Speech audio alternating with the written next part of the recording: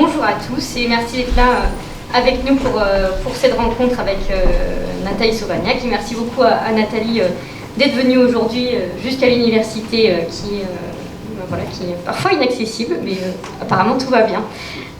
Donc pour vous présenter brièvement, donc vous êtes écrivaine, professeure de théâtre et metteuse en scène, comédienne et directrice de compagnie, Sacré CV.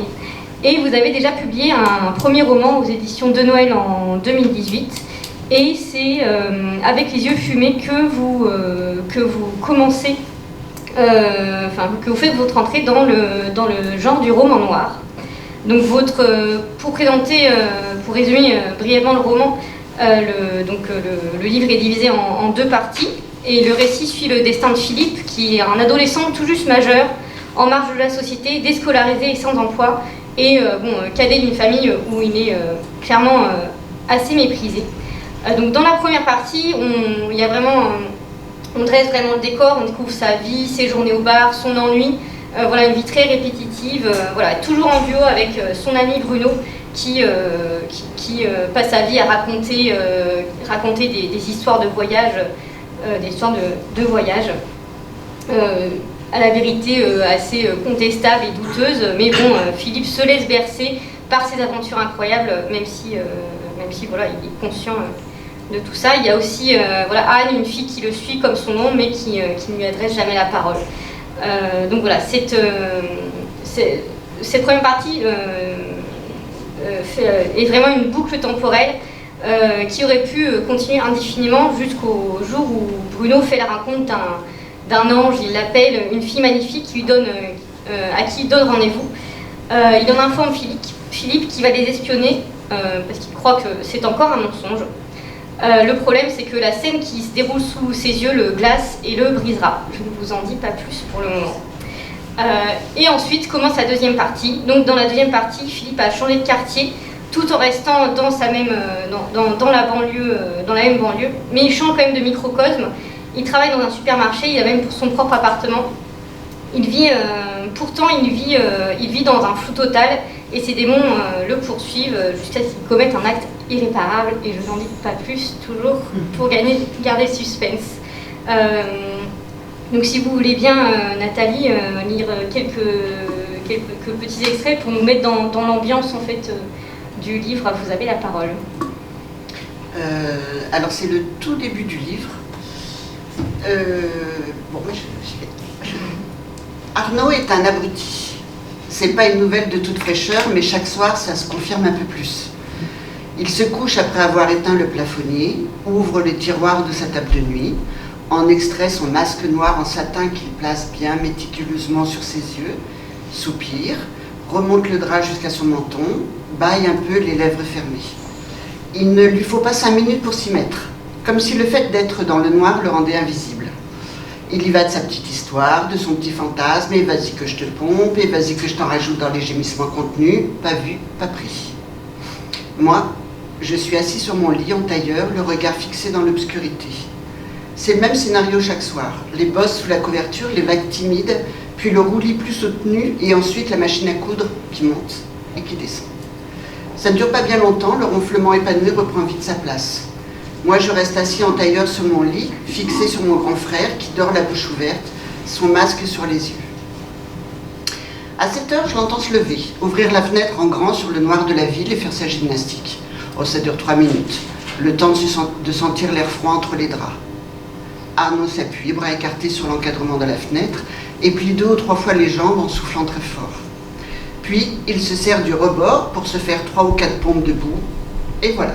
Un long regard sur la cité clôt les exercices. Arnaud, en icône du haut de sa tour, contemple le monde de son Olympe, un abruti. Ensuite, Arnaud se gratte les fesses en se jetant un coup d'œil dans la glace. Il y a un miroir aux endroits stratégiques de l'appartement, dans la chambre bien sûr, dans la salle de bain, dans le couloir, et sur la porte d'entrée pour pouvoir se vérifier au moment où on sort. Arnaud est très complice avec les miroirs. Il lève un sourcil, confirme la blancheur de son sourire et part rejoindre les autres. Maman gueule, elle gueule tout le temps, même quand elle n'est pas en colère. Il n'y a que pour Arnaud qu'elle a une voix spéciale, une espèce de chuchotement, un feulement de chatte qui lèche ses petits. Elle entre dans la chambre comme tous les matins et je bondis de mon lit. Toi, tu vas à Pôle emploi ce matin, il faut qu'il te trouve quelque chose. Mais il n'y a rien pour moi là-bas, je te l'ai déjà dit. Il faut que j'attende qu'il m'appelle. Mais oui, arrête de te foutre de moi. Monsieur attend dans son lit que Pôle emploi l'appelle pour lui proposer du travail. Et c'est pas comme ça que ça marche. Bouge tes fesses et va leur demander un stage, une formation, un travail, n'importe. Dis-leur qu'il faut que tu touches les indemnités. Mais j'ai jamais travaillé, comment ils me fileraient de la thune? Le gouvernement, il n'arrête pas de dire qu'il va créer des nouvelles mesures pour les jeunes. Il va leur demander à Pôle emploi, c'est quoi ces nouvelles mesures? Peut-être que c'est donner de l'argent à ceux qui n'ont jamais travaillé. Tu devrais toucher le pactole si c'est le cas. J'y vais, si ça peut te faire taire. Elle sort, je la suis. Je rejoins les autres dans ma cuisine et m'appuie sur le chambranle de la porte. Le père est assis et finit son café. Il a les yeux baissés comme toujours pendant que maman distribue ses gifles aux jumeaux qui ne les sentent plus. Ils traînent devant leur bol de chocolat, identiques en tout point, aussi bruns l'un que l'autre. Maman gueule dans le couloir maintenant, caresse dans la salle de bain la joue d'Arnaud qui s'épile entre les sourcils, retourne dans le couloir, redistribue une gifle ou deux et sort avec les clones, après avoir contrôlé dans le miroir que l'ourlet de sa jupe est bien droit. Ensuite le père sort, puis c'est le tour d'Arnaud. Il prend le temps, longtemps, de vérifier dans la glace qu'il est parfait. Parfait. Je m'étire et me recouche.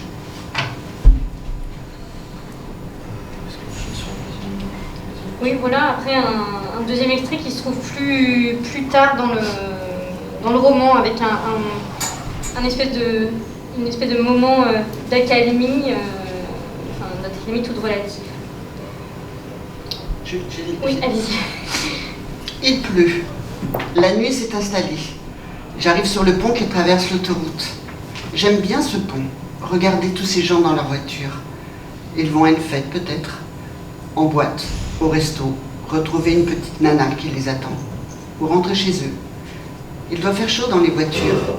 Le bruit régulier des essuie-glaces doit bercer les passagers. Les faisceaux des phares, baignés de pluie, me fascinent comme les flammes dans une cheminée. Je reste longtemps accoudé au parapet, le menton sur les poings. La pluie ne me gêne plus. J'ai chaud de l'imagination de la chaleur des voitures. Je me redresse au passage des camions pour ne pas être éclaboussé, puis je replonge, les yeux mi-clos. Le bruit des moteurs et des pneus sur la pluie m'enveloppe. Je ferme les yeux et m'affaisse, m'allonge à plat sur le béton, joue contre terre, les bras refermés sur la poitrine. Le grondement des passages réguliers fait vibrer le pont, me vrille le corps, provoque un roulis, une mélodie grave qui me dorlote. Je suis le cœur d'un berceau ronronnant qu'une pluie douce recouvre. C'est un chien qui me sort de cette torpeur, un sale chien tenu en laisse par un vieux étonné. Je lève le menton, le vieux s'est penché. « Ça va pas, petit ?» Je me redresse, surpris que le berceau accueille un autre que moi. Le vieux répète la question et se rapproche un peu plus. Je relève la tête vers les fils d'eau, je n'ai plus un centimètre carré sec à lui offrir à cette pluie. La main du vieux s'est posée sur mon épaule. Il y a quelque chose qui va pas? Il est vieux, ce vieux, et son chien aussi qui pisse dans le vide. Je regarde ses yeux mouillés de vieux. Qu'est-ce que vous voulez? Le vieux secoue la tête et hausse les épaules. Oh, moi je veux rien, hein, je promène mon chien. Il est vieux ce chien. Ouais, il est vieux. Mais moi je suis plus vieux encore. Ça fait quoi d'être vieux? Je me suis souvent demandé. Le vieux fait claquer sa bouche et hausse les épaules une nouvelle fois, j'en sais rien. On sent qu'on va mourir bientôt? Ouais, tu poses de drôles de questions. C'est vous qui êtes venu me chercher. Je t'ai vu couché par terre comme si t'étais mort, j'ai voulu t'aider. Vous êtes trop vieux pour m'aider. Il n'y a pas d'âge pour ça. Et pourquoi vous voulez m'aider? Je sais pas, c'est venu comme ça. Quand on voit un petit gars étalé par terre, on pense à l'aider. On se pose pas de questions. Vous croyez que j'étais mort, hein? Ben ouais. Qu'est-ce que tu faisais couché sous la pluie? Et vous, qu'est-ce que vous faites à promener votre chien sur ce pont? Il n'y a même pas un arbre pour qu'il pisse. Il est trop vieux pour les arbres. Il n'arrive plus à lever la patte alors. C'est moche. Non, on se débrouille autrement. Il serait quand même mieux dans l'herbe, c'est nul d'avoir un chien dans cette cité. Tu crois que ce qui est bon pour les hommes ne l'est pas pour les chiens? J'en sais rien, je m'en fous. J'ai sommeil maintenant. T'as de la chance, moi je dors plus. J'y arrive plus. Alors je promène mon chien pour passer le temps. Je hoche la tête, le vieux m'imite. On regarde un moment l'autoroute. Le chien s'est assis entre nous. On est un peu comme une famille. Le grand-père, le gosse et le chien. On pourrait décider de sauter ensemble du parapet en se tenant la main, mais on préfère se séparer et continuer chacun notre route. Je me retourne pour regarder le vieux couple. Et si je les tuais, tous les deux? Ils sont pas bien costauds, l'un comme l'autre. Ça doit être bizarre de tuer quelqu'un, pas inintéressant. L'expérience d'une vie. Après, on ne doit plus être pareil. On ne peut plus être comme avant. Le petit vieux avait disparu avec son kleps. Je regarde le bout du pont, ils étaient trop vieux. Tuer un vieux et un chien n'a rien de glorieux. Il pleut. Merci pour cette lecture. Donc tout d'abord, je souhaitais vous interroger sur le cadre dans lequel l'histoire prend place, donc qui est la cité, comme on peut déjà le voir dans les 2 extraits que vous avez lus. Donc ma question était assez simple, en fait, c'est comment vous est venue l'idée de travailler sur ce thème, en fait, sur le thème de la cité? Est-ce qu'il y avait derrière un but qui soit sociologique, politique, ou simplement que ça donnait un bon cadre pour que les personnages puissent évoluer? Alors, pas vraiment. En fait, j'ai vécu dans une cité à partir de l'âge de 22-23 ans. Et à l'époque, on appelait ça pas des cités, on appelait ça des villes nouvelles, hein, parce que c'était des villes nouvelles, elles venaient de pousser au milieu des champs. Donc c'était un peu les villes à la campagne à l'époque. Et depuis, c'est devenu ce qu'on appelle les cités, les banlieues. Et moi, j'y ai vécu. Alors, il y avait, en effet, autour, il y avait des champs et au milieu, il y avait le béton. Et c'était pas très cher. Alors, il y avait pas mal de jeunes qui s'installaient dans les cités villes nouvelles à l'époque. Et j'habitais dans un petit appartement qui donnait sur une maternelle où il y avait des arbres que je voyais de ma fenêtre. Et Philippe est venu s'installer dans ma vie. Et j'ai commencé à raconter sa vie parce que je vivais dans cette cité ville nouvelle. Vous avez commencé à imaginer le personnage de Philippe très tôt, longtemps avant de commencer à écrire le livre? Ou avant sa publication? Oui. Philippe m'accompagne depuis que j'ai 22 ans. Donc vous voyez, c'est quasiment un siècle, à peu près. Il m'a accompagné très longtemps. Je l'ai laissé un peu de côté un moment, puis je suis revenue dessus. C'est marrant parce qu'au départ, ça parlait d'autre chose, ça parlait de Philippe, mais avec une autre histoire. Puis après, il est devenu plus centré. Au départ, Philippe était un personnage accessoire et il y avait une fille qui était plus importante. Il a tourné, il m'a accompagné tout le temps et finalement, je ne me rappelle même plus de quoi ça parlait au début. Ça devait être un autre livre, certainement. Il a évolué et je l'ai terminé l'année dernière, je crois. J'ai donné une fin parce que j'avais du mal à m'en séparer. C'était quelqu'un qui m'avait accompagné pendant si longtemps, mais comme il refusait de grandir, ce personnage, à un moment, on s'est séparés de façon un peu radicale, mais on s'est séparés. D'accord, donc c'était vraiment l'aboutissement de tout un processus en fait de création intérieure en fait ce livre-là. Tout à fait. D'accord, très bien. Et du coup, moi je trouve ça assez rigolo que vous évoquiez tout de suite cette différence entre le béton et la nature, parce que on retrouve vraiment ça aussi dans le livre avec le seul horizon qu'on décrit réellement, c'est les tours et c'est le béton, mais toujours dans la tête du personnage, on a ces références à la nature qu'il connaît assez mal aussi. C'est assez ambivalent. C'est vrai qu'au départ, quand ils ont construit les villes nouvelles, ils voulaient alterner entre le béton et un peu des parcs ou des espaces verts. Et puis au bout d'un moment, les espaces verts se sont retrécis, un peu comme peau de chagrin. Et puis on a construit par contre des centres culturels, des cinémas, des centres commerciaux. Et l'herbe a disparu. Il en reste un peu en périphérie, mais dans le centre, il n'y en a plus beaucoup. On en remet maintenant. Donc il y a vraiment toujours une opposition entre la nature et l'environnement très réaliste en fait de la banlieue. par son ami aussi qui lui conte ses histoires de voyage. Lui, il a voyagé autour du monde. Il a été dans beaucoup de pays, il a rencontré des gens un peu dangereux, il a essayé toutes les drogues possibles, on ne sait pas ce qui est vrai dans tout ce qu'il raconte. Disons qu'on préfère accepter de le croire. Oui. Voilà. Et puis c'est vrai que quand on s'ennuie, quand on nous raconte des histoires, je pense que tout le monde adore depuis qu'on est enfant, même adulte, qu'on nous raconte des histoires.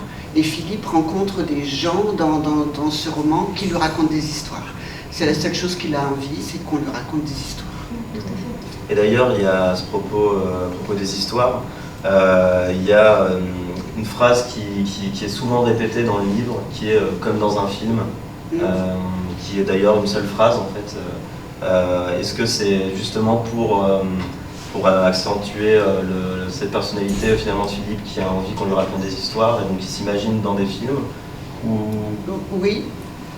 Disons que peut-être que sa référence à l'extérieur, c'est à travers des films qu'il a pu voir, et que quand il y a des jolis moments, il me semble que c'est souvent quand il y a des moments plutôt agréables pour lui, il s'imagine vivre comme dans un film, d'être le héros d'un film. Justement, enfin, vous parlez de héros, mais nous, en tout cas, dans nos observations, on a remarqué que quand même, on a quand même Philippe comme ce qui nous a semblé être quand même un anti-héros, où tout semble lui glisser dessus, rien semble le motiver à avancer. Donc il rêve constamment, puisque c'est effectivement son seul horizon, en tout cas dans le futur, mais il reste vraiment assez englué dans sa réalité. Est-ce que le fait qu'il rêve, et est-ce que le fait qu'il décide de ne pas s'impliquer dans le monde, c'est une forme de protection face à la réalité qui est brute? Je suis pas sûre. J'essaie d'analyser parce que moi, quand je vivais dans cette cité, que j'avais à peu près quelques années de plus que lui, je ne me posais pas cette question-là. En fait, j'avançais, je ne me projetais absolument pas dans l'avenir. J'avançais et je faisais au jour le jour. Je rencontrais des gens, si j'avais un petit boulot, je le faisais, puis je le quittais, mais je ne me projetais pas du tout dans l'avenir. Et c'est pour ça que je ne sais pas si c'est pour échapper à quelque chose. Il avance parce que je pense que c'est l'analyse que nous on en fait quand on le lit qui fait penser ça. Mais je pense que lui, il se pose moins de questions. Oui. Il avance, il rencontre des potes, le matin il se lève, il va boire un café et le soir il se couche. Mais c'est pas plus dramatique que ça pour lui en tout cas. Peut-être nous qui analysons de l'extérieur, ça paraît dur comme vie, mais bon.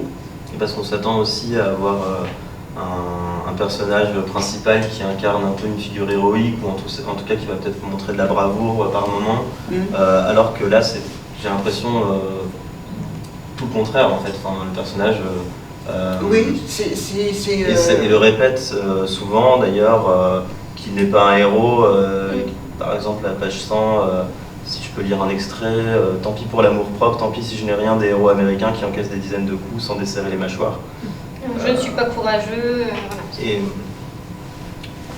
donc ouais, il y avait vraiment cette figure de l'anti-héros, j'ai l'impression, qui revient beaucoup dans le livre. Oui, c'est un petit gosse en fait, c'est un héros très banal. Il lui arrive des choses qui peuvent l'être moins. Cet événement dont vous parliez tout à l'heure dans la première partie, qui lui fout une claque monstrueuse. Et finalement, une accumulation de choses peut-être vont faire qu'il va commencer à basculer vers la fin du livre. Mais ce sont des petites choses que lui n'analyse pas, je pense, mais qui s'accumulent sur lui et qui vont faire une espèce de grosse verrue sur lui qui doit éclater. Mais je pense qu'il ne s'en rend pas compte vraiment. Oui, non, c'est des événements. Même lui, il n'analyse pas. Quand il parle dans la deuxième partie de cette douleur qui lui revient, il n'essaye pas de comprendre d'où ça vient, pourquoi et comment. Et elle est là. Il l'apprend. Il n'essaie pas forcément de s'en débarrasser non, en plus. Hein. Elle vit avec lui. Bon, voilà, après tout, il apprend. Et au sujet justement de la fin de l'ouvrage, cette dernière action qu'il fait, ça m'a semblé être, peut-être avec un autre passage aussi, mais ça m'a semblé être un peu le seul moment héroïque, ou enfin en tout cas le seul moment où il est lui capable de prendre son destin en main, de contrôler un minimum sa vie. Qu'est-ce que vous en pensez? Est-ce que je me trompe totalement?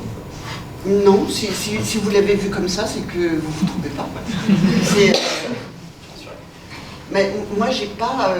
Quand je l'ai écrit, j'avais pas d'explication sur chaque chose. Donc, si vous l'avez ressenti, c'est très bien. Il y a des gens qui trouvent que Philippe est un personnage détestable. C'est très possible. Il y en a d'autres qui trouvent qu'il est très attachant. C'est très possible. C'est ça qui est incroyable, parce que quand on écrit un livre, on est plongé dedans, et après il y a des gens, quand ils le lisent, qui le voient, ou qui l'étudient, ou qui l'analysent, et c'est génial, parce qu'il y a une nouvelle vie qui démarre. Philippe n'aurait jamais pensé qu'on puisse analyser comme ça son cas. C'est très valorisant pour lui. Oui, c'est ça. Non, effectivement, même dans notre groupe de travail, on a eu plusieurs interprétations différentes par rapport à la fin du roman, et même à plusieurs autres passages, donc c'est assez drôle de voir effectivement qu'il y a... Voilà, le livre reste assez énigmatique pour qu'on s'imagine en fait ce qui se passe ensuite. Et donc à propos du titre, Les yeux fumés, comment ça vous est venu? Parce que je sais qu'on fait beaucoup référence aux yeux dans le livre, aux yeux fumés d'une fille. Il y a les yeux du père. Les yeux du père, les yeux de la mère qui sont bleus comme les siens. Ça revient souvent. Alors le titre, c'était une suggestion de Violaine Chivot, qui est là, qui est mon éditrice, et qui m'a dit, je me suis réveillée un matin, où hier soir j'ai eu un flash que ton livre devrait s'appeler Les yeux fumés. Et ça a été une évidence pour elle. Alors moi, au début, j'étais un peu... je ne savais pas, parce que je pensais qu'il s'appellerait Philippe, un titre un peu banal. Et au fur et à mesure, je la remercie beaucoup, parce que je trouve que son flash était très cohérent, et que ça veut tout dire, ça prête à l'imagination, et que Les yeux fumés, en plus avec la magnifique couverture qui a été trouvée, c'est très beau. Donc Les yeux fumés, oui, par rapport à des extraits du livre où il parle des yeux fumés, tout à fait. Oui, du coup, pour le...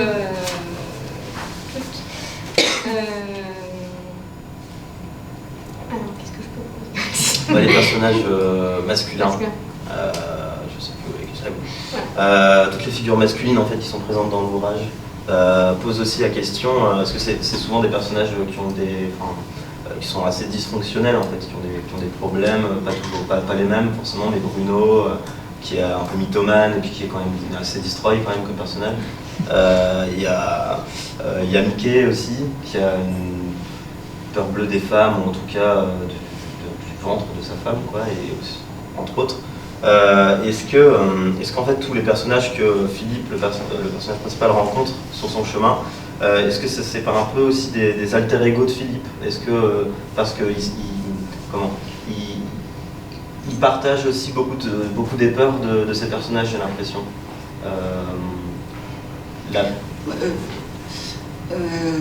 Ouais, j'avais pas pensé. Non, mais c'est intéressant. Enfin, les personnages, les hommes comme les femmes, sauf pour Anne où c'est un peu plus flou, sont tous des personnages que je connais, que j'ai rencontrés. Des Bruno, j'en ai rencontré plein. C'était dans les années où on partait, il y avait beaucoup de gens qui partaient vivre en Inde, et, enfin qui partaient voyager en Inde, qui faisaient un peu le tour du monde, et qui revenaient et qui alimentaient un peu l'ennui de ceux qui n'étaient pas partis, en racontant des choses extraordinaires qu'ils avaient pu vivre. Bon, on en rajoutait toujours un peu. Moi aussi, j'ai voyagé en Inde, j'en ai rajouté aussi un peu quand je suis rentrée pour raconter aux gens. Je pourrais vous raconter des anecdotes, je crois. Aussi les viols d'opium, les hommes dans les rues, la dangerosité de certaines ruelles au Maroc, les prisons au Maroc, etc., etc. Je pourrais vous en raconter. J'ai été, à l'époque où je vivais dans cette cité, j'ai rencontré beaucoup de gens un peu comme ça, un peu en marge. Moi, j'aime beaucoup les gens qui sont un peu bancals, un peu comme ça. Et ce Bruno, c'est un combiné de plusieurs personnes. Et j'étais fascinée par eux, alors que c'était finalement certainement des gens un peu minables. Hein. Mais j'étais fascinée par eux parce qu'ils racontaient des histoires. Et ça, D'ailleurs, on sent bien aussi, à travers tous les personnages qui entourent Bruno, enfin tous les personnages de la banlieue, qu'il y a une fascination autour du personnage, pas uniquement venant de Philippe. Aussi, quand il raconte ses histoires, tout le monde l'écoute. Oui, tout à fait. C'est un très bon politique. Il est bien meilleur politique que les politiques de la ville. Il arrive à rassembler tous les gens qui s'ennuient, qui sont dehors, qui tiennent les murs dans les cités, parce qu'il leur raconte des histoires. Il n'y a rien de mieux que de raconter des histoires pour fédérer, réunir les gens. C'est magique. Et lui, c'est un enchanteur. Alors qu'il peut paraître minable, peut-être, parce qu'il squatte, parce qu'il est un peu... Parce que finalement, c'est quand même Enfin, en tout cas, à ce moment-là, du restant récit, c'est un raté. Il fait rien, enfin, un raté. Il a vécu beaucoup de choses, on ne sait pas si c'est vrai ou pas, et là, il ne travaille pas, il se drogue. Oui, mais il s'en sort. Hein. Il s'en sort, plus ou moins, puisqu'il y a quand même un acte. C'est un raté dans la vie linéaire qu'on peut imaginer. Ouais. Mais il s'en sort, hein, pour l'instant.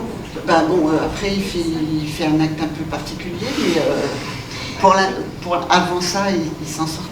Oui, et puis il n'empêche que c'est quand même lui qui va partir.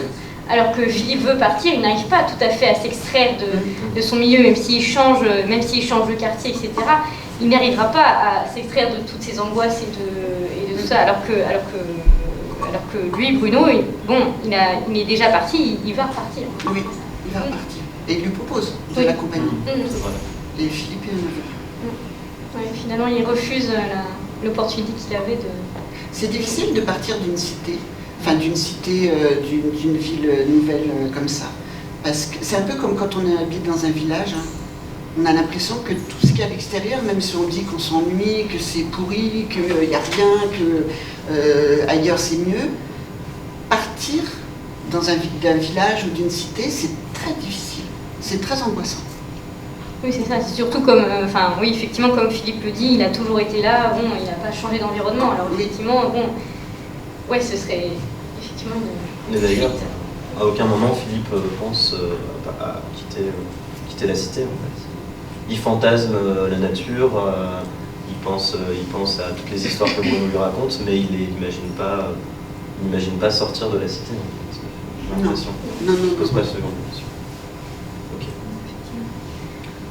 Puis après, il y a aussi, on a parlé des personnages masculins, mais il y a aussi les personnages féminins qui sont toujours du point de vue du personnage, qui lui inspire à la fois un sentiment vraiment de dégoût et de fascination. On a la relation avec Anne, qui est très impulsive, mais en même temps avec beaucoup de rejet. Il y a la relation avec sa mère, où il l'appelle quand même maman. Son père, il l'appelle le père, elle l'appelle maman, mais... où il la craint beaucoup, le fantasme de la fille aussi qui sera avec Bruno. Et on a quand même aussi cette phrase en leitmotiv, la porte se referme comme un baiser, la porte se referme comme un baiser, qui revient en fin de chapitre en général, ou en tout cas en fin d'une partie narrative. Est-ce que vous pouvez oui, voilà, nous expliquer ce que vous avez voulu faire avec ça, ou en tout cas voilà, vraiment ce que Philippe peut ressentir spécifiquement par rapport au personnage féminin. C'est compliqué pour Philippe la relation avec les femmes, sauf avec Flora, qui est une jeune femme qui vit dans une pièce au rez-de-chaussée où elle est obligée de fermer les fenêtres, donc elle vit dans le noir tout le temps, parce que comme elle est au rez-de-chaussée, on pourrait rentrer chez elle facilement. Et c'est une espèce de cocon, une espèce d'endroit très sécurisant dans lequel Philippe va. Et il n'a jamais vu Flora en dehors de ce tout petit appartement. Il vient la voir, hein, il squatte, même quand elle est fatiguée, qu'elle sort du boulot, il s'installe et il respire. Elle lui fait du thé, elle l'écoute. Et il s'en va, mais après, quand il la revoit dans la deuxième partie en extérieur, il l'aime plus. Oui. Oui, c'est comme s'il découvrait une autre facette d'elle et finalement, en fait, le charme n'opère plus. Voilà. Comme si il y avait des gens qui n'avaient on ne pouvait avoir de sentiments pour des gens que dans les situations habituelles dans lesquelles on les rencontre. Et c'est vrai que des fois c'est perturbant quand on a rencontré des gens dans un contexte et qu'on les rencontre dans un autre, on a l'impression qu'on n'arrive plus à leur parler de la même façon. C'est perturbant parfois. Ils deviennent des étrangers. Oui. Et par rapport à ce cocon que vous venez de citer, l'appartement de Flora, est-ce que du coup ça peut être une analogie à l'amour de la mère qu'il n'a pas eu, à une enfance qu'il n'a pas eu? Tout à fait. D'autant plus que Flora, après ce qui se passe à la fin de la première partie, elle l'accueille et il vient pleurer contre elle. Et je pense que c'est la première fois que quelqu'un le prend dans ses bras. Il n'est pas très habitué et il pleure pendant très longtemps. Mais elle lui dit aussi en même temps, bon, tu restes pas trop longtemps non plus. Parce qu'elle aussi, tous ces gens sont très seuls et ont du mal avec les autres. C'est ça. On sent qu'il a toujours du mal avec les autres, même qu'on lui offre un amour inconditionnel, comme le personnage de Anne qui est très attiré par Philippe, oui, et qui lui offre un amour qu'il n'a jamais eu, oui, et qu'il n'arrive pas à accepter.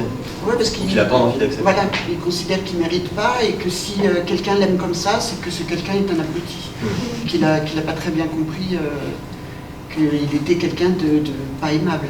Oui, c'est ça, d'ailleurs, il dit toujours que Anne, vraiment, c'est quelqu'un qui n'a aucun intérêt dès le début du livre. En fait, elle est là jusqu'à... Vraiment, c'est un personnage récurrent et qui fait un fil rouge, en fait, dans le livre, avec ce rejet constant de Philippe. Et d'ailleurs, moi, j'aimerais bien parler du rythme du récit. Enfin, je trouve qu'il y a une langue très orale à certains moments. Et voilà, notamment dans la deuxième partie avec la construction des phrases, bon, il y a un super passage, moi, que je trouve avec... donc c'est une scène justement entre Philippe et Anne avec beaucoup d'onomatopées. Donc là, je vais vous lire un extrait. Ok, elle a eu son baiser profond, son baiser souvenir. Ok, elle m'a fait morder. Ok, mes mains sont revenues sur elle. Ok, elles ont plongé dans son gilet, ont récupéré ses seins lourds, ont massé frénétiquement la chair délicieuse. Ok, j'ai descendu mes mains, j'ai soulevé sa jupe, arraché sa culotte. Ok, je l'ai renversé sur le lit, tout bien fait. Ok, j'ai écarté ses cuisses aussi largement que possible. Ok, j'ai rouvert les yeux pour voir ses seins balloter au rythme de mes reins sur son corps. Ok, j'ai plongé dans la mer. Ok, j'ai gémi et même crié. Ok, j'ai repris ma bouche rouge et molle. Ok, j'ai cru mourir à un moment. Voilà, donc ça continue pendant quand même encore le double de ce que j'ai lu. Est-ce que vous... Enfin, voilà, je trouvais que c'était vraiment une super scène avec effectivement un rythme très important. Est-ce que vous pensez à l'oralité quand vous écrivez tout le temps. Tout le temps. Tout le temps. Comme en plus je fais du théâtre, pour moi un texte c'est un peu comme Flaubert. Flaubert, il avait son gueuloir. Quand il écrivait, Flaubert, il allait tester ses textes dans une salle qu'il appelait le gueuloir pour voir si à l'oral il passait. Et s'il passait pas à l'oral, et ben il les réécrivait. Alors moi je suis pas de gueuloir, hein. je gueule dans ma tête, hein. Mais c'est vrai que il faut que le son, le rythme soit musical. Parfois je fais le parallèle avec ma façon d'écrire, avec la façon de faire de la musique. Je fais pas de musique, je suis pas musicienne, mais d'amener des instruments, de faire des silences, et puis tout d'un coup d'aller plus vite. De toute façon, dans la vie, on est rythmé par un souffle, par des arrêts. Parfois, on parle tous en même temps. Parfois, on prend le temps de réfléchir. Et tout ça, oui, il faut que ça puisse être oral. Je visualise toujours ce que j'écris. Donc, votre expérience du théâtre, vous êtes vraiment aussi dans l'écriture, hein, c'est ça? Oui, oui, oui. Vous comptez mettre le livre en scène un jour, peut-être? Justement, on en parlait avec Violaine, mais alors ça va être très compliqué, parce que pour moi, tous les personnages peuvent être trouvés. Le plus difficile à trouver en casting, c'est Anne. C'est un super rôle, mais c'est, à mon avis, un personnage qui n'est pas évident à caster. Pourquoi vous pensez ça? Parce qu'elle est décrite physiquement à un moment? Oui, elle est décrite physiquement. C'est un rôle difficile à jouer C'est un super rôle, mais c'est un rôle qu'il faut assumer. Alors que Philippe, je le vois très bien. Je vois tous les autres physiquement. Mais Anne, c'est compliqué. Et puis au théâtre, je sais pas ce que ça rendrait. Parce que la cité réduite à une scène, je sais pas. Oui, c'est vrai que ça serait mieux au cinéma. Non, c'est vrai qu'il y a cette idée de verticalité qui est difficile de retrouver effectivement au théâtre, et cette idée d'enfermement aussi. Bon, ça peut marcher. Ça peut marcher. Oui, ça peut marcher, tout à fait. Et du coup, justement par rapport au processus d'écriture, aussi, on a appris que ce texte avait d'abord été auto-édité sur Librinova, puis déniché donc, par l'éditrice. D'ailleurs, si vous voulez peut-être en dire un mot sur le processus, comment vous avez trouvé le livre, oui, si ça... Bonjour. En fait, moi, je vais régulièrement sur le site Librinova, donc qui est un site d'auto-édition. Je travaille avec les deux personnes qui gèrent le site, en fait, dont Andrea Field. Et donc, en fait, elle m'envoie régulièrement des textes en connaissant un peu mes goûts. Et c'est vrai que ces derniers temps, il n'y avait pas grand-chose qui me convainquait. Et en fait, elle a insisté en m'envoyant le texte de Nathalie et en me disant, celui-là, moi, personnellement, il m'a retourné le bide. Et je me suis dit, là, c'est pour moi, c'est sûr. Et quand je l'ai lu, ça a été un coup de cœur intégral. Donc je me suis précipitée pour l'appeler et lui dire que je le voulais absolument. Et après, voilà, on s'est rencontrés et ça a été tout de suite aussi un coup de cœur. Donc voilà, mais effectivement, moi, je travaille souvent avec Librinova, mais c'est la première fois que je signe une autrice avec ce site. Est-ce qu'il y a eu beaucoup de travail sur le texte après la première?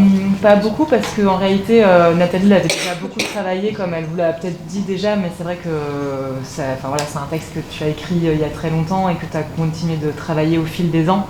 Donc non, j'ai pas eu beaucoup de travail avec Nathalie. Il y a toujours du travail éditorial, mais c'était pas du tout un chantier.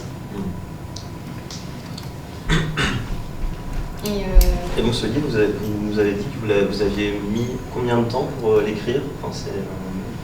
À partir du moment où vous avez commencé à écrire jusqu'à sa publication? En fait, il y a eu plusieurs livres dedans, mais le livre final de Les Yeux Fumés, il a dû s'écrire sur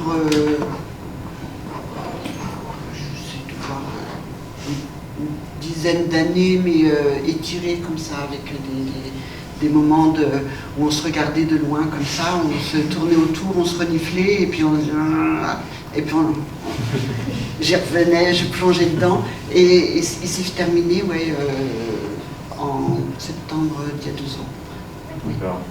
Une publication assez rapide finalement dans l'édition. Oui, ça a été rapide. Oui.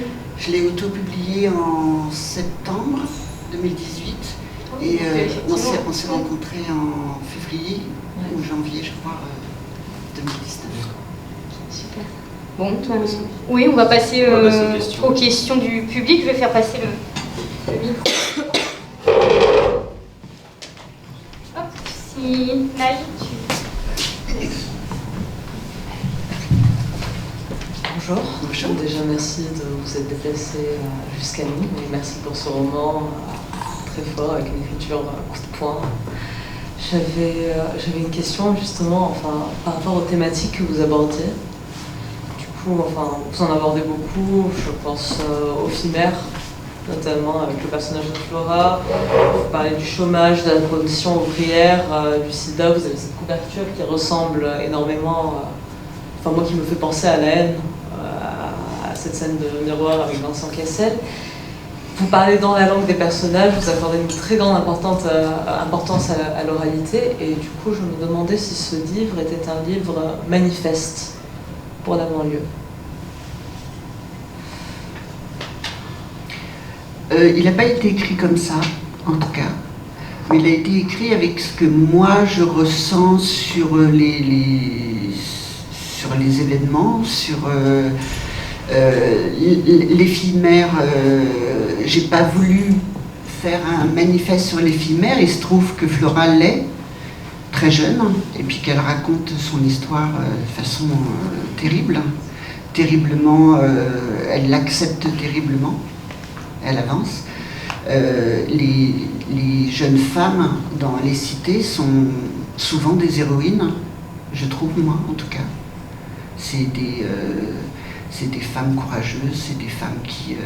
pas toutes, il y a des connes, comme partout, mais il y en a qui sont... moi je leur tire mon chapeau, des très jeunes femmes qui se débrouillent remarquablement pour élever leurs enfants. Et... Après, sur le chômage, moi je l'ai vécu aussi. Je l'ai vécu, c'est honteux à dire, mais je ne l'ai pas vécu mal.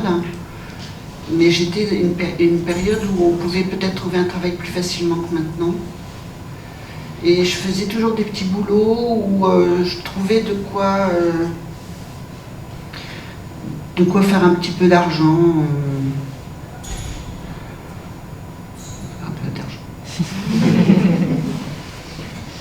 Par rapport à la relation, je me posais aussi la question de la relation que Philippe a avec les enfants, ou qu'on a tout au long du récit avec les enfants, qui est assez négative finalement. Que ce soit avec la femme de Mickey, qui quand elle est enceinte, souvent très comparée au film Alien, ou au dégoût tout simplement des enfants, que Philippe a des enfants. Qu'est-ce que ça signifie finalement? Est-ce que ça signifie que ils n'ont pas vraiment d'avenir? En tout cas, oui, je pense que c'est ça. Philippe, il est tellement malheureux de ne plus être un enfant, parce qu'au début, c'est ce que j'écris, qu'il arrivait toute sa vie d'être un adulte, et de pouvoir boire du café et fumer des cigarettes sans filtre, et qu'il se rend compte que le café a un goût de chiotte et que les cigarettes, c'est pas terrible. Et donc il est très déçu, il en est arrivé tout le temps, et en fait il en veut aux enfants d'être là parce qu'il sait qu'ils vont être déçus, et comme lui l'a été, et que ça l'agace. Ça l'agace que les adultes fassent encore des enfants. Et en plus, le bruit des enfants qui monte, et c'est vrai que dans les cités, c'est pas que le bruit des enfants, mais le bruit continu qu'on entend quand on est en appartement, c'est terrible. Il y a de quoi devenir fou parfois. Alors là, il se focalise sur les enfants, mais on entend les bruits d'ascenseur, on entend les bruits de... peut-être que vous vivez on entend quand le voisin tire sa chasse d'eau, on entend les engueulades, on entend... etc., etc. Et le bruit extérieur peut rendre fou. Lui, il s'est focalisé sur les enfants particulièrement. Il y a d'ailleurs des pièces pour... Oui.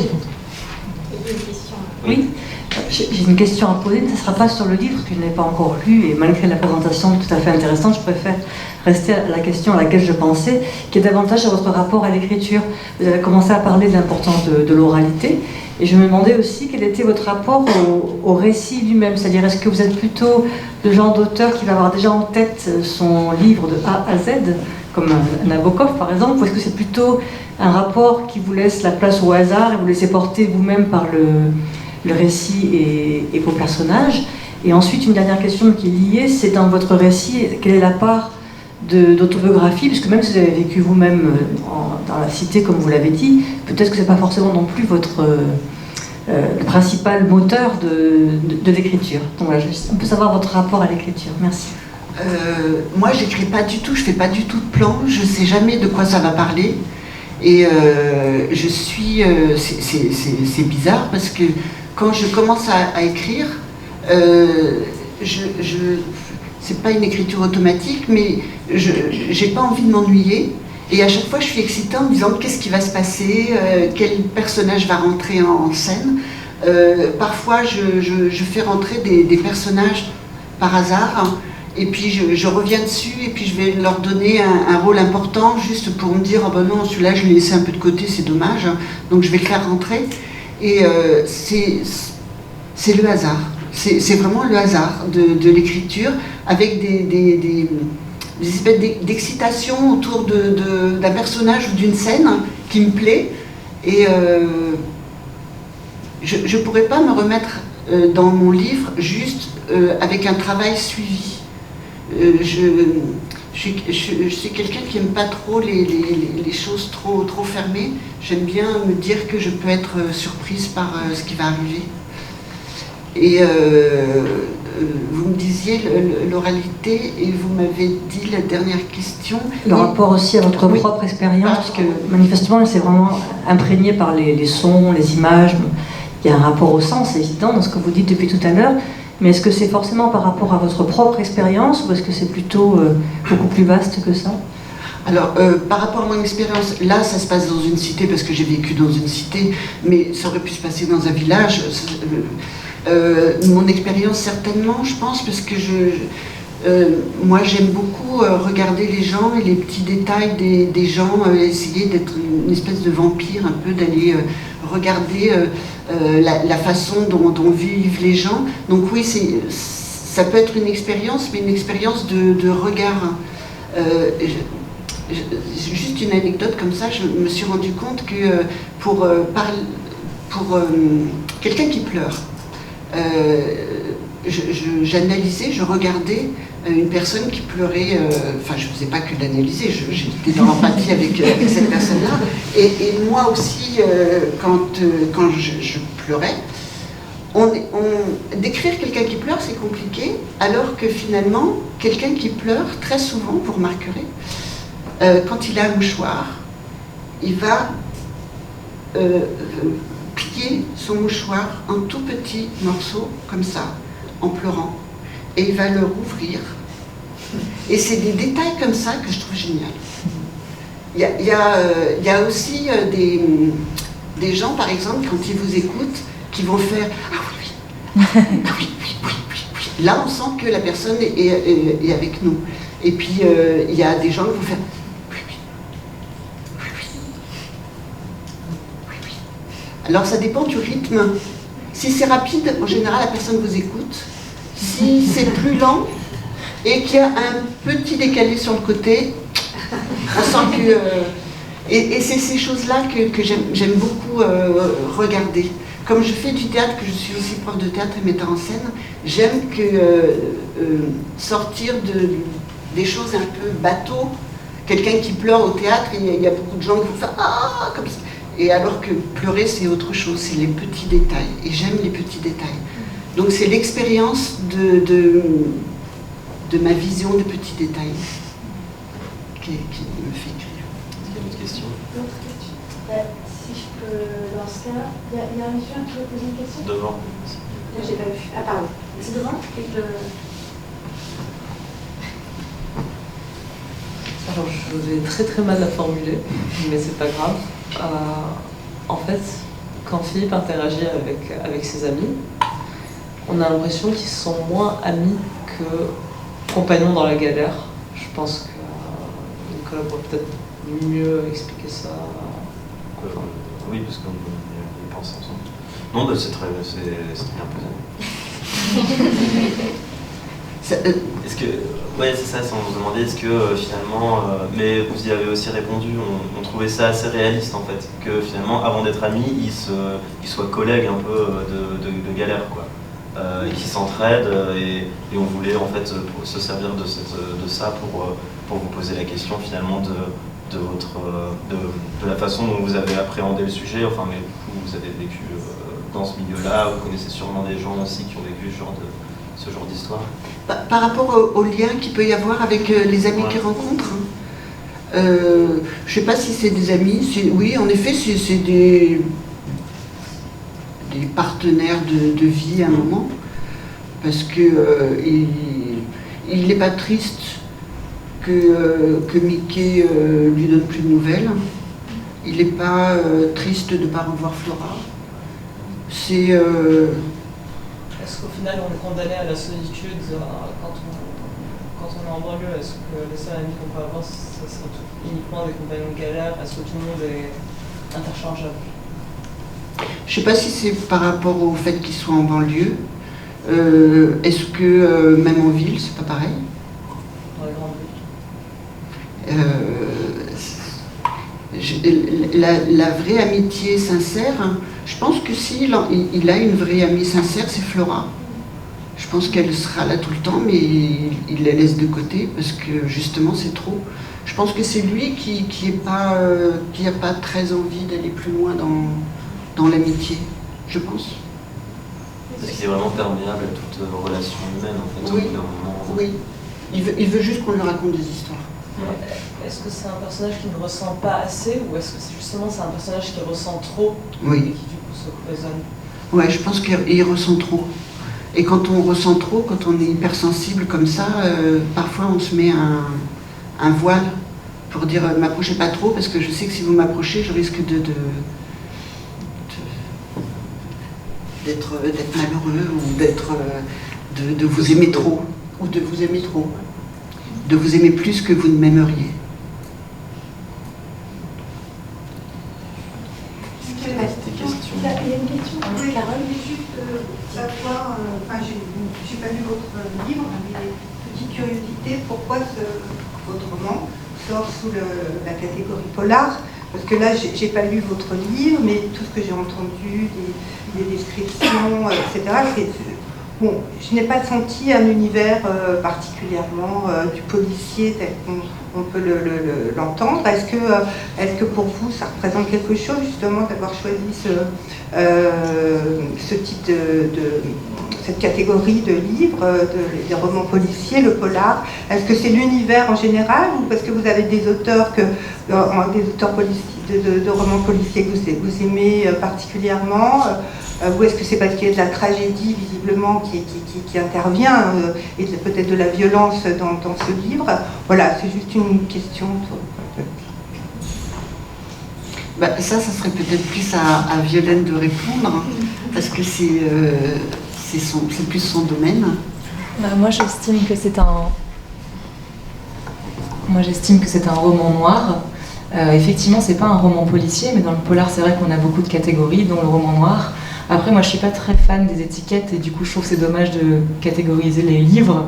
On a des romans noirs comme Chanson douce, qui est sorti chez Gallimard. Donc après, effectivement, il y a bien sûr des romans policiers. C'est vrai que là, c'est pas du tout un roman policier, il n'y a pas d'enquête policière, il n'y a même pas d'enquête du tout. En revanche, on est dans une atmosphère, pour ceux et celles qui l'ont lu, qui est quand même très pesante et très noire, et surtout, c'est un roman social à mes yeux. Donc je dirais que c'est plutôt un polar social. Voilà, si on devait répondre, mais bon.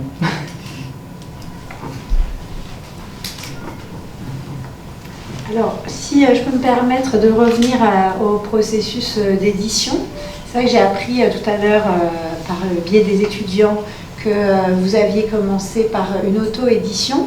Et donc je découvre, alors je savais que certains éditeurs allaient chercher ce qui se faisait en ligne, etc. Et je ne savais pas qu'il y avait des partenariats vraiment entre éditeurs et, disons, plateformes d'auto-édition. Donc ça m'a un peu surpris, parce que je crois que vous avez publié déjà un premier roman au préalable. Alors qu'est-ce qui vous a conduit finalement à privilégier l'auto-édition pour ce texte-là? Et Comment ensuite le processus... Parce que le premier roman que j'ai publié avait été aussi lui-même auto-publié.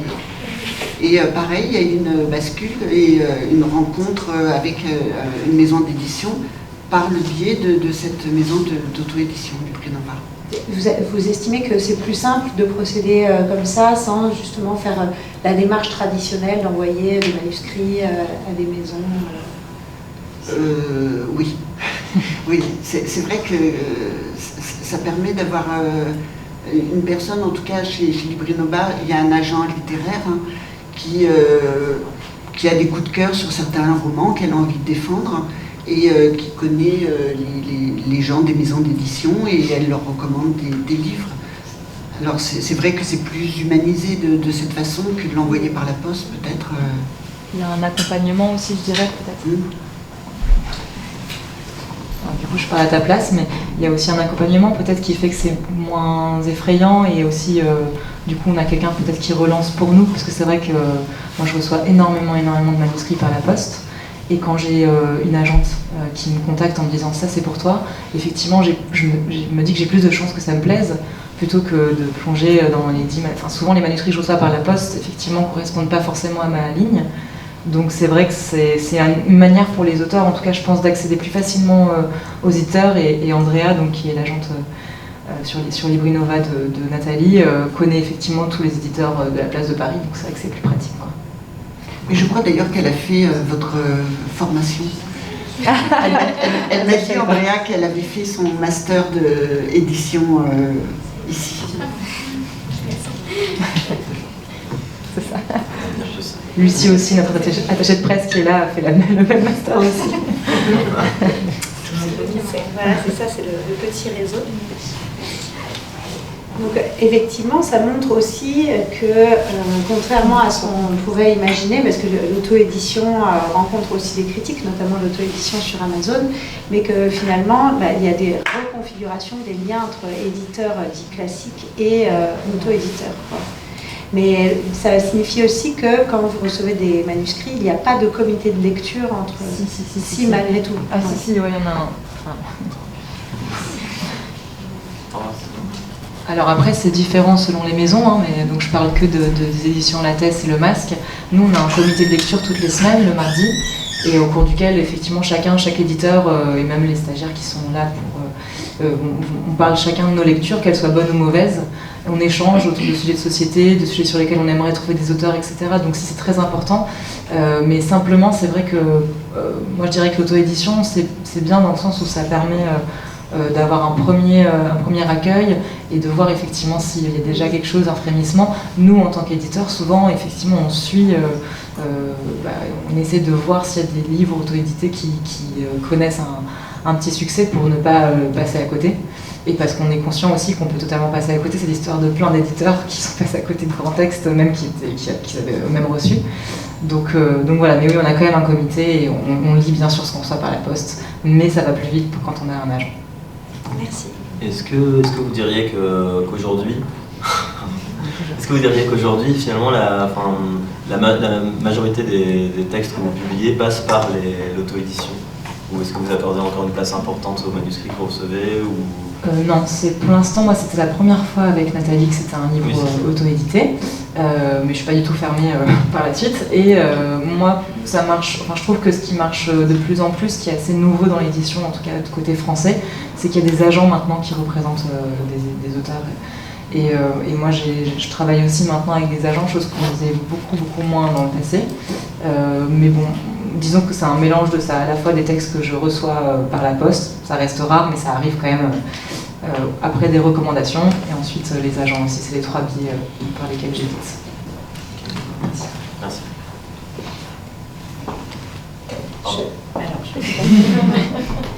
Donc je propose de continuer cette conversation autour du buffet offert généreusement par le service culturel, que je remercie pour l'accueil et la régie aussi. Et merci aussi au service de communication qui crée les affiches et relaie la séance sur le site et les réseaux. Et donc cette rencontre est organisée en partenariat avec la Maison des écrivains et de la littérature. Et comme je vous l'ai dit en début de séance, il y a des exemplaires des Yeux fumés qui sont disponibles, donc en partenariat avec la librairie L'Humeur Vagabonde. Je tiens donc à remercier chaleureusement Nathalie Sauvagnac pour toutes ces réponses fort intéressantes. Merci à vous. Les animateurs Nicolas et Colline et toute la promotion de M2 Commercialisation du Livre qui a très consciencieusement et avec enthousiasme préparé cette rencontre. Et bien sûr, merci au public de s'être déplacé. J'espère que ça vous a plu. Et je vous donne donc rendez-vous le mois prochain pour une prochaine rencontre avec, je crois que c'est Alice Brière-Aquet. Non, c'est Fabienne Jacob. Ce sera animé par Anne Coudreuse de l'UFR. Elle est SHS. On aura l'occasion d'en reparler. Voilà, à tout de suite. Merci.